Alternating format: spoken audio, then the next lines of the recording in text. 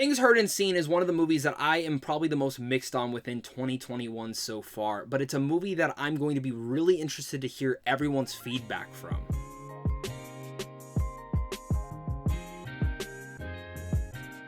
What's going on, everybody? Welcome back to a brand new movie review. My name is Zach. I am the Wolf of Geek Street, and if you guys love talking movies, then you're probably here for the same reason I am. So make sure to hit that like and subscribe button, as well as comment down below and let me know your thoughts on this film. I need to hear if you guys liked this, if you loved it, if you hated it.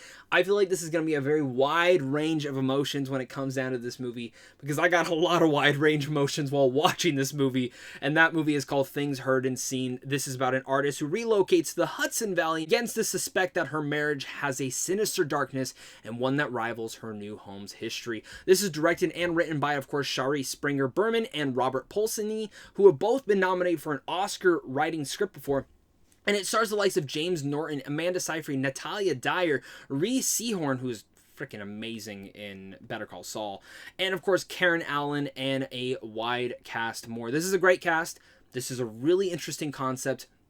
It's a drama, but it's mixed with a mystery element of horror. And that was something that actually kind of got my attention, was that this was, again, not just your typical psychological horror film, or even your typical jump scare haunted house film, but it actually had this sense of mystery to it. Throughout the entire runtime, I was sitting there really not thought-provoking, but very interested to see where the entire story was going to go. And it's weird because, again, I'm very mixed on this film. Like, my notes, I do like a pro and con list. I do pro, con, and like things in the middle. I didn't have anything in the middle because it has a long range of stuff on the pro side and a long range of stuff on the con side. But let's just start with the pros, and of course that is the performances. I think every single person in here gives an excellent performance, especially Amanda Seyfried, who I've just really absolutely loved what she's been doing with her career the last couple of years. Natalia Dyer is always great. Rhys Seehorn is always a major standout in every single thing she shows up in. And James Norton, again, just plays this role perfectly. That's also the thing with Things Heard and Seen, is that I don't know exactly where to start with this movie, because again, I am so mixed. And I think for once, I'm actually probably going to start with the cons. I found this film to be a little bit generic in its setup and the characters and when they were coming about to a horror approach. And the movie is very paced at a very slow and meandering type way that takes a little bit to finally get going and understanding where the story is. And I actually felt that the story itself could have either been expanded on to not feel as generic in certain elements and set pieces, or in general shortened to cut out some of the fat in here, because there are a lot of moments in here that either I feel like weren't dove into a lot, shouldn't have even been in there at all. That comes about when you are adapting a book. Sometimes it is harder to adapt a book. Now, going through and kind of reading like the cliff notes on the book and kind of seeing what the differences is and what they kept, I understand that they tried to keep a majority of everything, but it seems like the book really dove into heavier details on certain elements, and I kind of wish the movie would have tackled that in a very heavier light. And if you've read the book, please let me know down below what your thoughts are. And like I said, the pacing of this movie is a detriment to it, because it does take a while. And while I was interested and intrigued,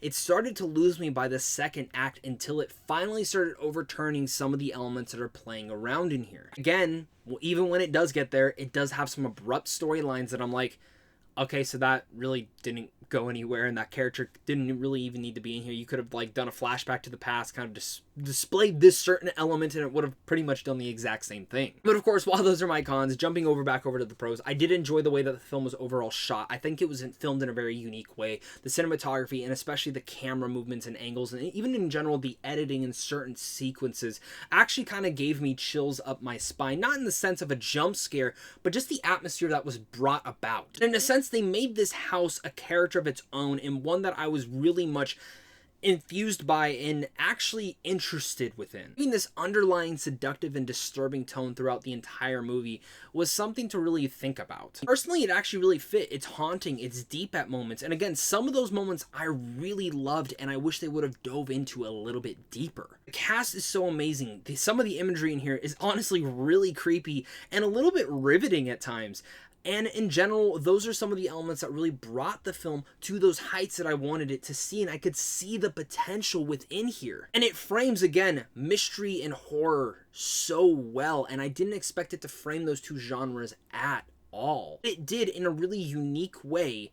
I just wish it would have really gone forward, because while it mixes those genres well, It feels like there's like 2 or 3 different stories happening within this movie at the same exact time, and none of them really come together to really culminate or formulate something that I feel like could have been deeper. It feels like there's a deep thing in here to really analyze, but I just couldn't. As much as I sat on the film for the last couple of days, I just could not figure it out for the death of me. I think that's where it's going to kind of leave people. Some people will really love the ending, and some others will not. It will very much turn them off and be like, I wasted my time. Things heard and seen is, again, something that I'm so mixed on. There's elements that I really loved about the movie. There's things that I absolutely hated about the movie, and that's where I kind of just come down to that. I think this is a movie that a lot of people are going to fall either in the middle or on 2 of the opposite sides. I love it or I hate it. This is an interesting movie, that one that I just feel like I see all the potential within, but not one that I could completely shake in any other way. The performances are great. It's interesting for the most part. I like how they frame both of the genres, but the multiple different storylines in here that I feel like really never go anywhere.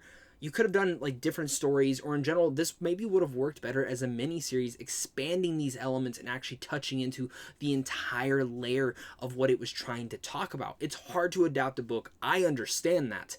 But I feel like some elements probably could have been missed because some of them didn't really go anywhere at all, or certain things happen that are very abrupt. I'm like, oh, that was crazy. All that said, guys, I'm going to give Things Heard and Seen a C.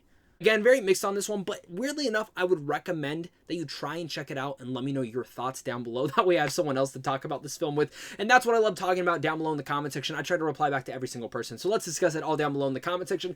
Hit that like and subscribe button, as well as head on over to Sam Chun Films on how to see films early, and of course, it's a big thank you to you, and a big thank you to my Patreon supporters, because without you, I wouldn't be able to do this. So of course, until next time, stay classy.